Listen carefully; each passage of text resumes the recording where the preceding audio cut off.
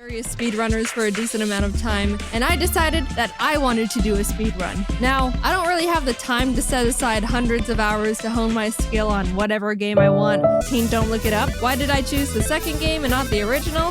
That's the one I bought. Duh. I used to play Cooking Mama all the time as a kid with my friend Kate. I always thought Mama's English was really funny.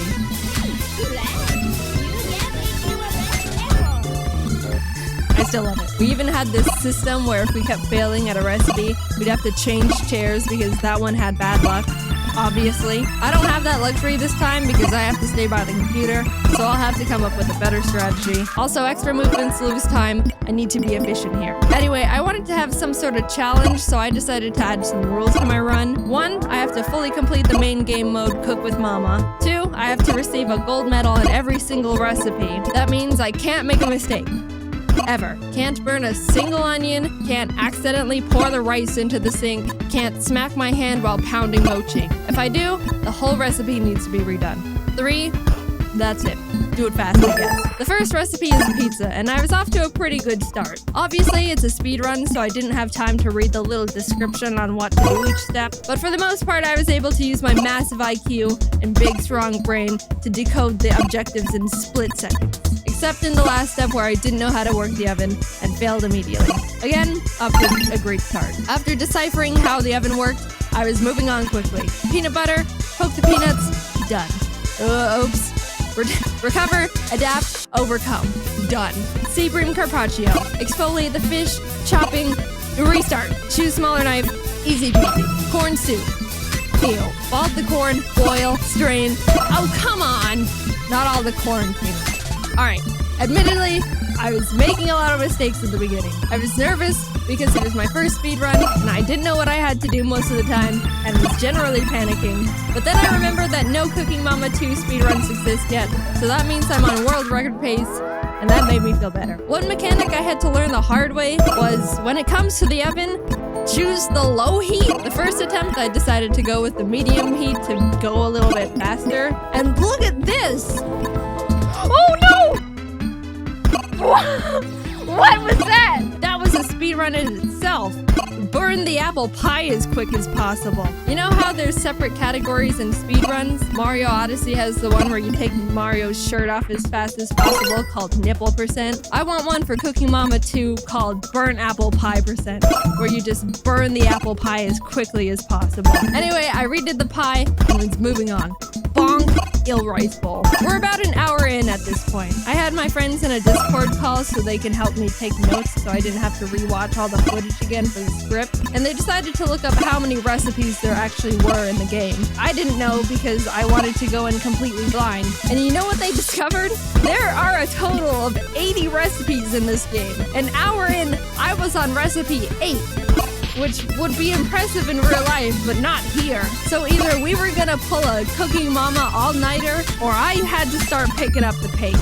Sorry, Shrimp, this is gonna get violent. It wasn't perfect, and I was still making some mistakes, but I started getting into the zone. It helped that I was starting to get familiar with the mechanics and actually know what the game wanted me to do for most of the steps now. Waffles, chili dog, meatloaf, lobster. I was one-shotting all of them. I even put 2 mama flags on the lobster, which was a bit risky, but you know me, I live for the danger.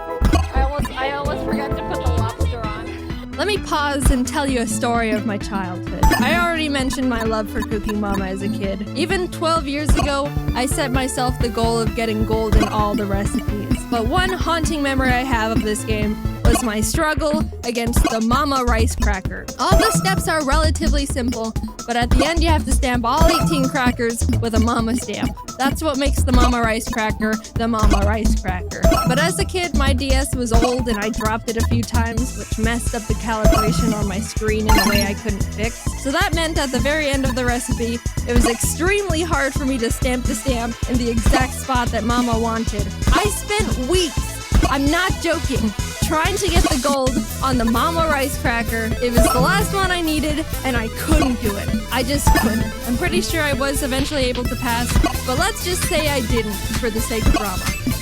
Either way, I was having PTSD. I was going through all the steps, washing the rice, putting the rice in the little hole, mochi pounding the rice scoop, and then it appeared. The screen that caused the most pain a video game could to a 10-year-old. I was slowly making my way down the line. Everything was going well. Then all of a sudden, on the 10th cracker, I accidentally tapped the screen when I was lining up my pen, causing me to not brand the cracker enough.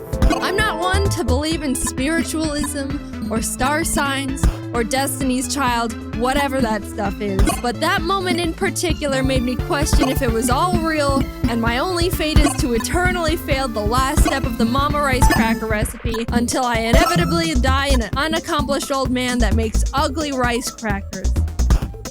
I did it right the next time, but that would have been unfortunate, right? With the Mama Rice cracker conquered, now nothing was in my way, and I was making my way through the rest of the recipes. At the 2-hour, 37-minute mark, 27 recipes in, Ari got out of his cage and was running around the room, so I had to spend precious time getting him back under control. That was a loss of 2 minutes right there. Then I missliced the ravioli, so I'm blaming all of that misfortune on Ari. I actually struggled a lot on the ravioli recipe. The pasta is really hard to cut because you have to time the slice with the line, but since I was so focused on when to cut, a lot of the time I would deviate from the actual line to cut from and mess up. Then when I was able to get past that stage, for some reason the mic had trouble hearing me blow, so even though I was doing what I was supposed to, I'd fail anyway.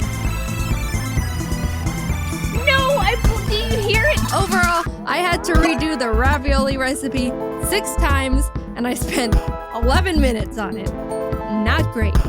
Thanks, Ari. But after that, I was able to one-shot both the cake and the spring rolls. And can we talk about how the ice cream recipe literally just makes you scoop out store-bought ice cream and put sprinkles on it?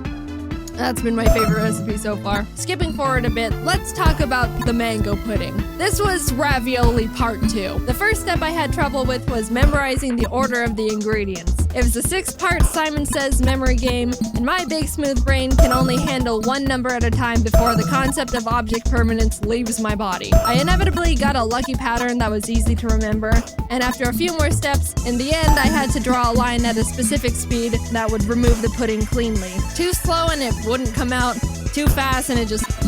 For the life of me, I couldn't get the pacing right 3 consecutive times in a row. And this is inspiring, important. Are you getting the sleep you deserve? Well, this is your wake-up call. To love sleep as much as we do, on a Casper mattress obsessively engineered for your best rest. So hug your pillow, steal that blanket, snooze like there's no tomorrow. All for the love of sleep.